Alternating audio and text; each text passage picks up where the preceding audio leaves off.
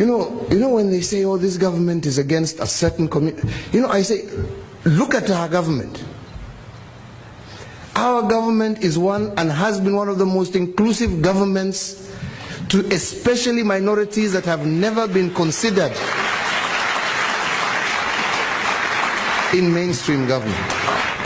If we had a problem with the Somali community, would my sister Amina Mohammed be the Minister of Foreign Affairs and representing the interest of Kenya?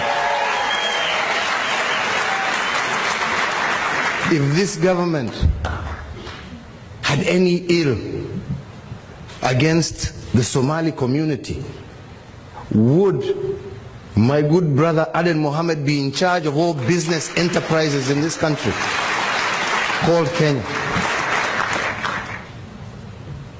If this government had any harm against our Muslim brothers and sisters, would Najib Balala be the Minister of Mining in charge of all the extractive industries in our country?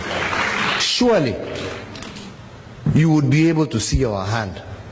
Surely we would not have people like that in such critical areas.